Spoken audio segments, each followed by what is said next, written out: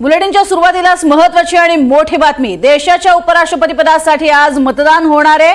निवडणुकीपूर्वी सत्ताधारी एनडीए आणि इंडिया आघाडीतर्फे उमेदवारांना पाठिंबा देण्यासाठी प्रयत्न केले जात आहेत। एनडीएचे उमेदवार सीपी राधाकृष्णन आणि इंडिया अलायन्सचे सुदर्शन रेड्डी यांच्यात ही स्पर्धा आहे। त्यामुळे लढत चुरशीची मानली जाते। भारताचे नवे उपराष्ट्रपती कोण हे जाणून घेण्याची सगळ्यांनाच अर्थात उत्सुकता आहे, उत्कंठा असेल। पावसाळी अधिवेशनाच्या पहिल्याच दिवशी तत्कालीन उपराष्ट्रपती जयदीप धनखड यांनी प्रकृतीचं कारण देऊन राजीनामा दिला होता आणि त्यानंतर निवडणूक आयोगाने उपराष्ट्रपतींच्या निवडणुकीची प्रक्रिया सुरू केली। या निवडणुकीमध्ये संसदेच्या दोन्ही सभागृहाचे विद्यमान खासदार मतदान करतील।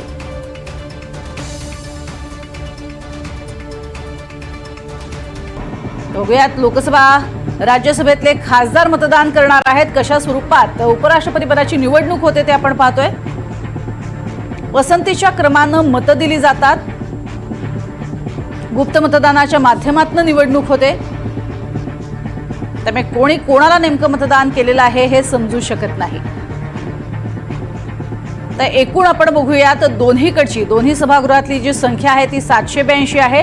लोकसभेतले 542 तर राज्यसभेत 240 खासदार आहेत, ज्यापैकी आपण बघतोय की एनडीएचे जे आहेत ते 427 आहेत, विरोधी पक्षाचे 355 आहेत आणि बहुमताचा आकडा हा 392 इतका आहे। लोकसभेत 249 हे अर्थातच काँग्रेस आणि इतर मित्र पक्षांचे म्हणजे इंडिया आघाडीचे सदस्य आहेत, तर 293 हे एनडीएचे सदस्य आहेत।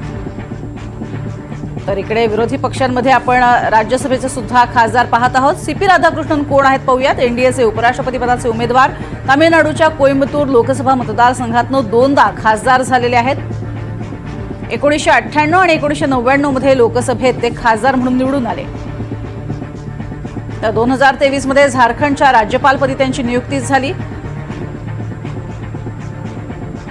आणि त्यानंतर 2024 साली महाराष्ट्राच्या राज्यपालपदी त्यांची नियुक्ती करण्यात आली। तर राष्ट्रीय स्वयंसेवक संघ आणि भाजपचे एकनिष्ठ कार्यकर्ते अशी त्यांची ओळख आहे।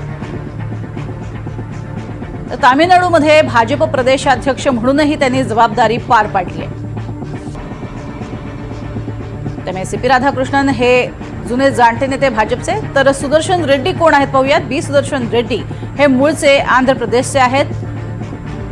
रेड्डी यांचं न्यायशास्त्रामध्ये समृद्ध अशा स्वरूपाचं करिअर आहे। तर डिसेंबर 1971 आंध्र प्रदेश बार काउन्सिलचे ते अधिवक्ता होते। आंध्र प्रदेश उच्च न्यायालय, गुवाहाटी उच्च न्यायालयात त्यांनी काम केलेलं आहे।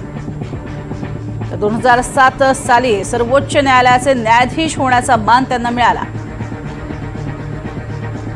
तर जुलै 2011 मध्ये सर्वोच्च न्यायालयाचे न्यायाधीश म्हणून ते निवृत्त झाले। त्यानंतर तेलंगणा सामाजिक, आर्थिक, शैक्षणिक, रोजगार, राजकीय, जातीवर आधारित सर्वेक्षणामध्ये त्यांची महत्त्वाची भूमिका राहिली आहे।